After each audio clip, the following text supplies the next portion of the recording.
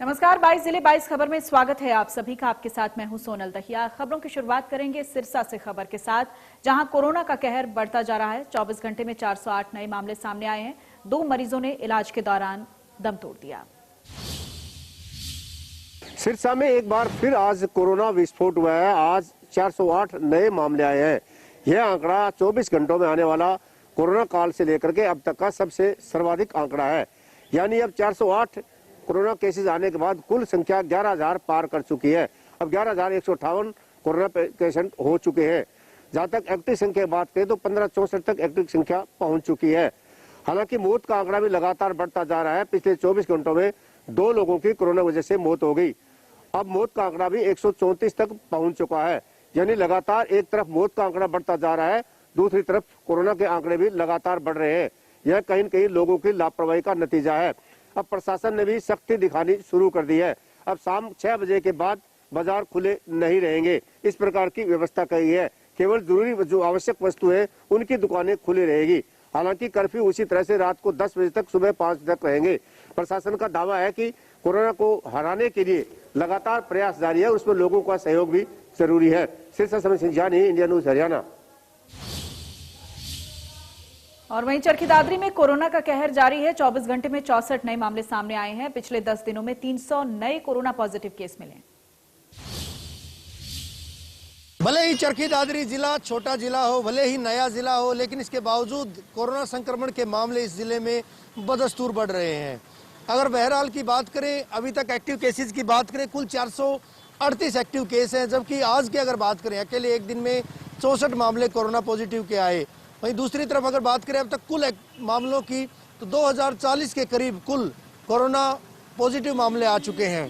लेकिन recovery rate की भी मैं ज़रूर बात करूंगा, जहां पर रिकवरी रेट 1574 तक जा पहुंचा है। 1574 लोग अभी तक ठीक हो चुके हैं।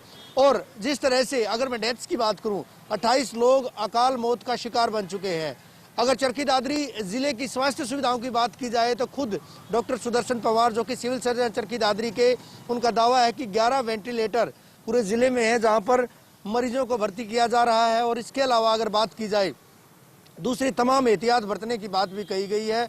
चरखी दादरी जिले में स्वास्थ्य सुविधाओं की दृष्टि से तमाम वो प्रबंध किए गए हैं जो कि किए जाने चाहिए। ऑक्सीजन की भी पूरी व्यवस्था है, पूरी तादाद जो है यहाँ पर उपलब्ध है। लेकिन लोगों का भी दायित्व बनता है कि ना केवल लोग सोशल डिस्टेंसिंग, मास्क और सैनिटाइजर का इस्तेमाल करें, बल्कि साथ ही साथ अगर आवश्यकता पड़ती है तो ही घरों से बाहर ना निकले, अनावश्यक तौर पर घरों से बाहर कतई ना निकलें। चरखी दादरी से सहयोगी अनिल लहरी व वीडियो जर्नलिस्ट सुमित अवस्थी के साथ रवि जांगड़ा, इंडिया न्यूज हरियाणा। और वहीं गुरुग्राम के अस्पताल भी कोरोना मरीजों से भर गए हैं। सीएमओ डॉक्टर वीरेंद्र यादव ने कहा है कि अस्पताल में ओपीडी बंद कर कोरोना मरीजों को प्राथमिकता दी जाएगी। सीएमओ डॉक्टर वीरेंद्र यादव से बात की हमारे संवाददाता राज वर्मा ने। गुरुग्राम में लगातार कोरोना पॉजिटिव के मामले तेजी से बढ़ रहे हैं। इस सब के बीच एक सबसे बड़ी परेशानी ये है कि अस्पतालों में बेड, ऑक्सीजन और दवाइयों की भी कहीं ना कहीं किल्लत नजर आ रही है। उस सब से निपटने के लिए स्वास्थ्य विभाग अब क्या कुछ नई रणनीति बना रहा है, उस सब पर बात करने के लिए हमारे साथ गुरुग्राम के सीएमओ डॉक्टर वीरेंद्र यादव हैं। उनसे बात करते हैं। सर, लगातार नंबर बढ़ रहे हैं, हर जगह नंबर बढ़ रहे हैं, किसी का इस पर कभी कंट्रोल नहीं है। लेकिन सबसे बड़ी बात यह है कि कहीं ना कहीं जो बेड्स की दिक्कत आ रही है, ऑक्सीजन की कमी की दिक्कत आ रही है या फिर दवाइयों की दिक्कत आ रही है, वो किस तरह से पूरी होंगी? बिल्कुल, केसेस कोविड के न केवल गुड़गांव में, प्रदेश में और देश में काफ़ी संख्या में इजाफा हुआ। ऑलमोस्ट हम 3 लाख से ज़्यादा, 3.5 लाख के आसपास देश में पहुंचे। प्रदेश में भी 10,000 का आंकड़ा हम छूने जा रहे हैं। गुड़गांव में संभवतः जहाँ हमने 3,000 पार किए थे, हो सकता है 4,000 तक भी पहुंच जाए। केसेस में इजाफा लोगों की जो भी है, या अब ये कहें कि कोविड बिहेवियर नहीं अपनाया, उसकी वजह से हुआ। और एक बार संक्रमण जब फैलता है तो तेजी से फैलता ही है। अभी संसाधन जितने हैं उनका सही तरीके से इस्तेमाल किया जा सके, अभी हमारी प्रायोरिटी यही है। कल ही हमने दिशा निर्देश नए जारी कर दिए हैं, ताकि जो बेड्स थे, जनरल बेड की रिजर्वेशन हमने 60% कर दी है और आईसीयू बेड्स को हमने 75% रिजर्व कर दिया। और वहीं सरकार नियम पर नियम बना रही है, लेकिन लोग हैं कि उसे मानने को तैयार नहीं। कैथल की सब्जी मंडी में देखकर कम से कम ऐसा लग रहा है कि चेतावनी के बावजूद सोशल डिस्टेंसिंग की धज्जियां उड़ाई जा रही हैं। हमारे संवाददाता मनोज मलिक की रिपोर्ट देखिए। असल में कोरोना का कहर लगातार जारी है, लगातार जो कोरोना पॉजिटिव मामले बढ़ रहे हैं, लेकिन इसके बावजूद भी बात करें कैथल की सब्जी मंडी की, तो यहाँ पर मौजूद हैं, तो हम दिखाना चाहेंगे किस प्रकार जो कैथल की जो सब्जी मंडी है, किस प्रकार जो सोशल डिस्टेंस है, बात करें सोशल डिस्टेंस की, बात करें मास्क की, तो किस प्रकार यहाँ पर जो धज्जियाँ उड़ाई जा रही है, खुलेआम प्रशासन द्वारा जो धज्जियाँ यहाँ पर उड़ाई जा रही है, और जो सरकार द्वारा गाइडलाइन जारी की गई थी कि जो सब्जी मंडी है सुबह 5 से लेकर 11 बजे तक ही, दोपहर के 11 बजे तक ही खुली रहेगी। उसके बावजूद जो भी होलसेल का काम रहेगा, जो यहाँ के आड़ती है सब्जी मंडी के, वो ही होलसेल का काम कर सकेंगे, और जो मासाखोर है उनको रिटेल में काम करने से बिल्कुल मना कर दिया गया है। उसके साथ साथ मैं ये भी बताना चाहूँगा कि मार्केट कमेटी सचिव द्वारा भी बिल्कुल सख्त आदेश दिए गए थे कि सब्जी मंडी में कोई भी सोशल डिस्टेंस नहीं तोड़ेगा और कोई भी आम। और वहीं प्रदेश के एकमात्र राजकीय आयुर्वेदिक महाविद्यालय के कर्मचारी कोरोना गाइडलाइन की धज्जियां उड़ा रहे हैं। धर्मनगरी कुरुक्षेत्र में जिस तेजी से कोरोना ने पैर पसारे हैं, उसी तेजी से लोग खासकर कर्मचारी कोरोना गाइडलाइन ताक पर रखते हुए नजर आ रहे हैं। अप्रैल माह की शुरुआत में कोरोना मरीजों की संख्या बढ़कर 100 से 200 और 250 तक पहुंचने शुरू हुई तो प्रशासन हाई अलर्ट पर दिखा। पहले रात्रि कर्फ्यू, तो आज से साढ़े 6 बजे बाजार बंद करने का समय निर्धारित किया है ताकि कोरोना के बढ़ते मामलों पर लगाम लगाने की कवायद की जा सके। यही नहीं, मास्क पहनने पर भी चालान काटने शुरू किए गए। उधर प्रदेश के एकमात्र सरकारी राजकीय आयुर्वेदिक महाविद्यालय में कोविड गाइडलाइन खासकर मास्क पहनना कर्मचारी अपनी शान के खिलाफ समझते हैं। पूछने पर कर्मचारी अजीबोगरीब तर्क देखते हैं। कोई कहता है कि हमने सोशल डिस्टेंसिंग बना रखी है तो मास्क की जरूरत नहीं, तो एक महाशय कहते हैं कि उनका तो मास्क ही गुम हो गया है। जानकारों का कहना है कि उपायुक्त महोदय दफ्तर में बैठे बैठे ज्ञान बांटते हैं कि मास्क पहनना अनिवार्य है, सोशल डिस्टेंसिंग की पालना करनी जरूरी है, लेकिन इस ज्ञान बांटने की बजाय वो औचक निरीक्षण करें ताकि लोग खूंटी पर टंगे इन आदेशों की पालना कर सके। कुरुक्षेत्र से राजीव अरोड़ा, इंडिया न्यूज, हरियाणा। और वहीं रेवाड़ी में प्राइवेट अस्पताल में ऑक्सीजन की किल्लत शुरू हो गई है। सीएमओ दफ्तर के बाहर महिला रोती बिलखती नजर आई। उसके पिता निजी अस्पताल में भर्ती हैं, लेकिन अस्पताल वाले कह रहे हैं कि ऑक्सीजन खत्म हो गई है। महिला ने प्रशासन से ऑक्सीजन की गुहार लगाई। वहीं दूसरी तरफ रेवाड़ी के एकमात्र oxygen supplier Agrawal trading company के संचालक का कहना है कि उनके पास अभी भी पूरे जिले के अस्पतालों की पूर्ति करने के लिए 2 दिन का भरपूर स्टॉक है और उनकी कोशिश ये रहेगी कि ऑक्सीजन की कमी न होने दी जाए। ऐसे में सवाल ऑक्सीजन की कमी बताने वाले प्राइवेट अस्पतालों का कोई बड़ा षड्यंत्र तो नहीं, ये जरूर उठता है।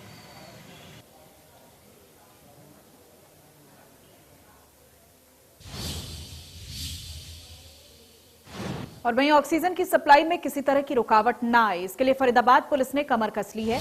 लिंडे प्लांट से अस्पताल तक ग्रीन कॉरिडोर बनाकर ऑक्सीजन की सप्लाई शुरू हो गई। फरीदाबाद से हमारे संवाददाता देवेंद्र कौशिक की एक्सक्लूसिव रिपोर्ट देखिए। फरीदाबाद के अस्पतालों में ऑक्सीजन की कमी ना हो, इसको लेकर पुलिस की तरफ से भी अब कवायद शुरू कर दी गई है और लिंडे कंपनी जो ऑक्सीजन की सप्लाई अस्पतालों के लिए करती है, वहां से अस्पतालों तक पुलिस की तरफ से ग्रीन कॉरिडोर बनाए गए हैं। और अब अगर मैं आपको दिखाऊं तो ये देखिए ग्रीन कॉरिडोर पर किस तरह से काम करेगी और ऑक्सीजन अस्पतालों तक किस तरह पहुंचाई जाएगी। ये जो आप देख रहे हैं टैंकर, ये ऑक्सीजन का टैंकर है, लिक्विड फॉर्म में इसे अस्पताल पहुंचाया जाएगा और इसके लिए पुलिस की जिप्सी बाकायदा आगे इसको पायलट करती हुई चल रही है और हम उसी जिप्सी में बैठे हैं। अगर मैं आपको दिखाऊं तो ये देखिए आपको पीसीआर की गाड़ी यहाँ साफ तौर से आगे आगे चलती हुई और ये हॉस्पिटल तक इस जो टैंकर है ऑक्सीजन का, इसको आगे पहुंचाया जा रहा है। और बात भी कर लेंगे पुलिस के अधिकारी खुद इस ग्रीन कॉरिडोर में जिप्सी के साथ में है, उनसे बात करेंगे। सर, ये ग्रीन कॉरिडोर बनाया गया है ऑक्सीजन भिजवाने के लिए, किस तरह से काम करेंगे? हम जहाँ से भी इनको सभी को आगे से गाड़ी से जल्दी जल्दी पहुंचाएंगे हॉस्पिटलों में। क्या लगता है रास्ते में अगर कोई रुकावट आती है, बाधा आती है, तो उसको दूर करने के लिए तैयार? हाँ, दूर करने के लिए तैयार है हम। बाधा की तमाम जो हॉस्पिटल है फरीदाबाद के सभी जगह ऐसा किया जा रहा है? सभी जगह ऐसा किया जा रहा है। साफ तौर से अधिकारियों को सुन सकते हैं कि अब किसी मरीज को ऑक्सीजन की वजह से कोई परेशानी ना हो, इसको लेकर ये तमाम तरह की तैयारी पुलिस की तरफ से की जा रही है और हम उसी ग्रीन कॉरिडोर के रास्ते में पुलिस के साथ चल रहे हैं और आपको दिखा रहे हैं कि किस तरह से बिना किसी रुकावट के सड़कों पर इन ऑक्सीजन के टैंकर लिक्विड फॉर्म में जो हैं उनको हॉस्पिटल तक पहुंचाया जाए। और जिस तरह से ऑक्सीजन की कमी की बात फरीदाबाद से सामने आ रही थी, अब पुलिस पूरी तरह से मुस्तैद हो गई है कि किसी को कोई परेशानी हॉस्पिटल में ऑक्सीजन की वजह से नहीं होने दी जाएगी। इसी के चलते ये ग्रीन कॉरिडोर बनाया गया है। फरीदाबाद से देवेंद्र कौशिक, इंडिया न्यूज। और वहीं भिवानी में भी कोरोना की दूसरी लहर कहर बरपा रही है। निजी अस्पतालों में ऑक्सीजन की कमी होने लगी है। भिवानी में जिस कदर कोरोना संक्रमण के मामले लगातार बढ़ते जा रहे हैं, उसके बाद अधिकारी अभी भी दावा करते नहीं थक रहे हैं कि व्यवस्थाएं माकूल हैं।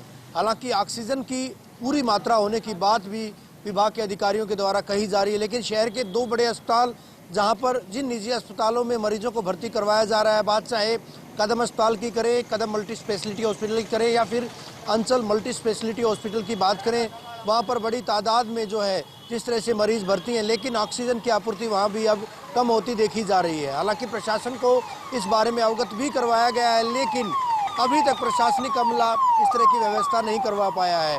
दूसरी ओर अगर सीटीएम यानी नगराधीश सरबीर सिंह की बात करें तो उनका कहना है कि मात्रा जो है ऑक्सीजन की वो मुहैया करवाई जा रही है, पूरी तादाद में जो ऑक्सीजन मुहैया करवाई जा रही है, लेकिन इस बीच प्रशासन के द्वारा दूसरे एहतियातन कदम भी उठाए जा रहे हैं। रिसोर्स पर छापेमारी की जा रही है। खुद भिवानी के एसडीएम महेश कुमार के द्वारा कमान संभाली गई है। कारण बताओ नोटिस भी थमाए गए हैं, कार्रवाई किए जाने की बात भी कही जा रही है ताकि भीड़ एकत्रित ना हो पाए, क्योंकि अब जिस तरह से जो कोरोना संक्रमण के मामले निरंतर बढ़ते जा रहे हैं, दिल्ली, फरीदाबाद, गुरुग्राम और साथ लगते दूसरे जिलों के अस्पतालों से भी अब मरीज न केवल भिवानी का रुख कर रहे हैं, क्योंकि उन अस्पतालों में भी वहाँ भी ऑक्सीजन की कमी लगातार देखी जा रही है। ऐसे में यहाँ बेहद किल्लत देखी जा रही है, लेकिन दूसरी ओर प्रशासन दावे करता नहीं थक रहा है। वीडियो जर्नलिस्ट स्मित अवस्थी के साथ रवि जांगड़ा, इंडिया न्यूज, हरियाणा। और वहीं सोनीपत के स्वास्थ्य विभाग की सुविधाओं का एक वीडियो सोशल मीडिया पर वायरल हो रहा है। दरअसल सिविल अस्पताल के अंदर धक्का देकर एम्बुलेंस को स्टार्ट किया जा रहा है। कई लोग एम्बुलेंस को धक्का दे रहे हैं, जिसके बाद एम्बुलेंस स्टार्ट होती है। अधिकारियों से जब इस मामले पर सवाल किया गया तो उनका रटा रटाया जवाब था कि जल्द मामले का समाधान करवाया जाएगा।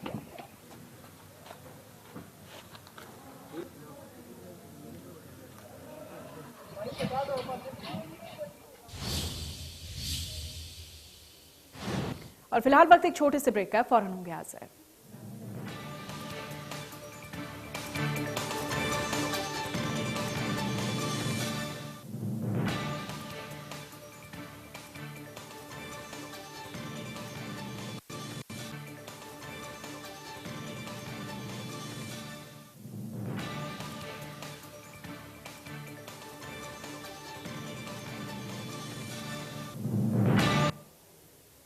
ब्रेक के बाद स्वागत है आपका। 22 जिलों का सफर आगे बढ़ाएंगे।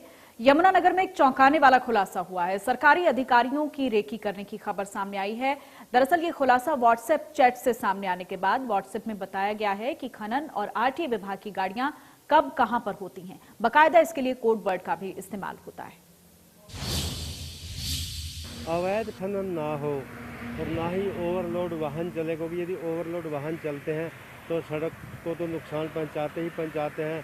रास्ते में लोगों की ज़िंदगी से भी खिलवाड़ होती है। रोज़ सैकड़ों आदमी जो है रोड के नीचे ओवरलोड की वजह से मर जाते हैं। और यदि अवैध खनन चलता है तो सरकार का रेवेन्यू का लॉस होता है। इसके लिए सरकार ने सख्त ड्यूटी लगाई हुई है और जो पहले जहां आरटीओ विभाग था उसको डीटीओ विभाग के सुपुर्द कर दिया, ताकि जो इंडिपेंडेंट अधिकारी है वो रोड पर रहे और किसी भी तरह से ओवरलोड वहाँ ना चले। उसके बावजूद जो माफिया है। और वहीं जींद में दर्दनाक हादसा हुआ है। जहरीली लस्सी पीने से 2 लोगों की दर्दनाक मौत हो गई, जिनकी हालत गंभीर बनी हुई है। अलग अलग हॉस्पिटल में दाखिल करवाया गया है, कोई जींद में तो कोई हिसार में। पुलिस ने जो जानकारी दी है उसके अनुसार गांव पडाना के रोहताश के यहां पर लस्सी बनी, उसका इस परिवार ने सेवन किया और आसपास के पड़ोसी भी रूटीन की तरह लस्सी लेकर गए। वहां से लस्सी पी तो उसके बाद हालत खराब हो गई।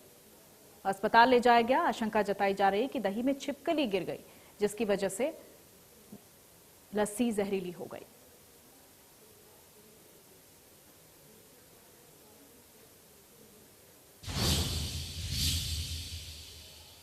और वहीं फतेहाबाद में कलयुगी मां ने अपनी 1 दिन की बच्ची को सड़क के किनारे फेंक दिया।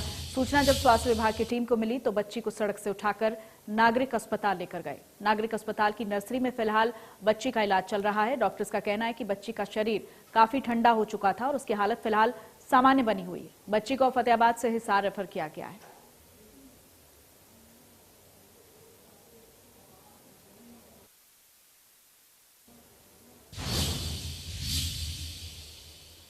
और वहीं करनाल के रामनगर में बीती रात युवक की चाकू गोदकर हत्या कर दी गई। मोनू नाम का युवक दुकानदार था। वो अपने घर जा रहा था। अचानक से दर्जन भर युवकों ने उसको घेर लिया और मारपीट करने लगे। चाकू से हमला किया। घायल अवस्था में कल्पना मेडिकल कॉलेज लाया गया, जहां उसने इलाज के दौरान दम तोड़ दिया।